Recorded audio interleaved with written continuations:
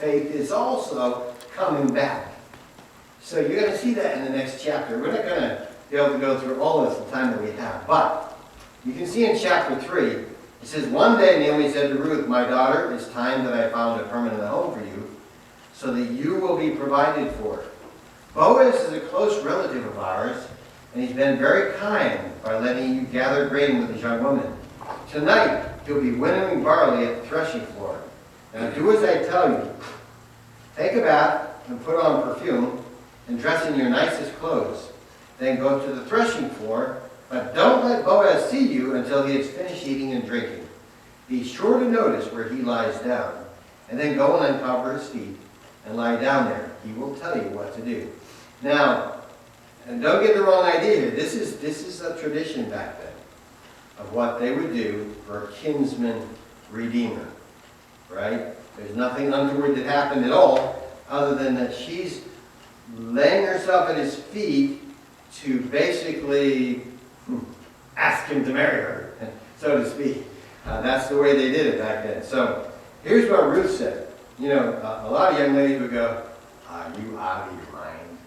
I don't even know this guy. I mean, other than the fact that he's been nice to me, and he's a whole lot older than me, you know. So this would be, but not Ruth. She says, I will do everything you say. So she went down to the threshing floor that night and followed the instructions of her mother-in-law. And after Boaz finished eating and drinking, was in good spirits, he lay down at the far end of the pile of grain and went to sleep. And then Ruth came quietly and uncovered his feet and lay down at the far end of the pile of grain and went to sleep.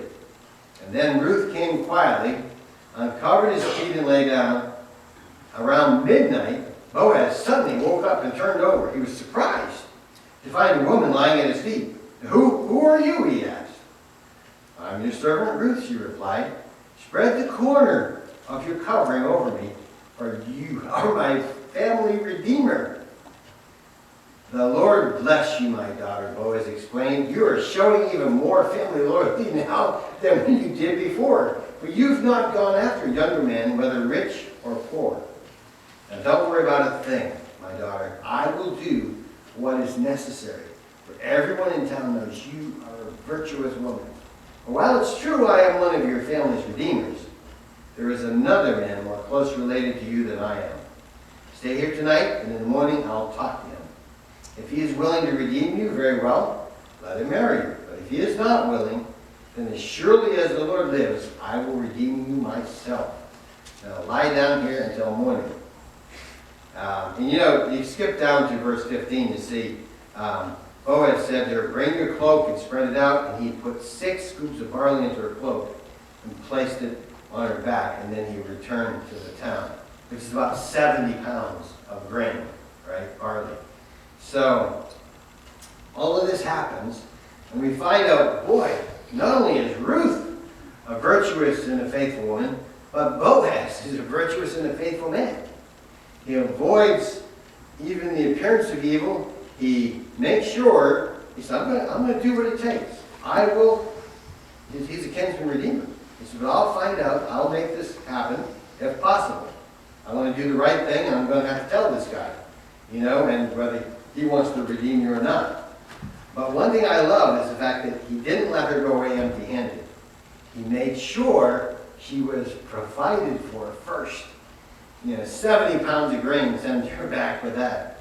And the mother says in verse 18, just be patient, my daughter, until we hear what happens. The man won't rest until he has settled things today. Wow, this is gloom and doom stuff talking right here. What a transformation. Now she's like, don't you worry, he's going to take care of everything, right? And so the long and the short of this is Boaz went and found out the other redeemer, and he wasn't willing to risk his family. At first he said, oh, sure, I'll take the land. But he didn't want to take a wife, too, because it would have risked the inheritance for his children. So Boaz takes this young lady, Ruth, to be his wife. And they end up having a child. Their first child, guess what his name was? Obed. Who is Obed? Obed is the grandfather of King David, who is the one who the Messiah would come from. So you see, this all came together in an amazing way. Boaz is a picture of Christ. We lay ourselves at his feet in submission and surrender when we come to Christ. And he graciously receives us into his kingdom when we do. In the same way that Boaz received her into his family once he got everything settled and taken care of. And that is an amazing story of faith, which is true. We see how God brought them through crisis after crisis, building their faith, building the mother's faith and the future mother, Ruth's faith, as she came to know the Lord. It's pretty amazing. You know, interesting. In Isaiah 56, we find that there, in verse 3, there's a new thought introduced. It says, "Let not the foreigner who has joined himself to the Lord say, the Lord will surely separate me from his people." God had said no Moabite, no Ammonite, but there's something different here in Isaiah. By the time of Isaiah, let not the foreigner think that he can't be joined to the Lord. For thus says the Lord, verse 4, "Eunuchs who are also cursed, who keep my Sabbaths, and choose what pleases me, and hold fast my covenant, to them I will give in my house and within my walls a memorial and a name better than that of sons and daughters. I will give them an everlasting name, which will not be cut off."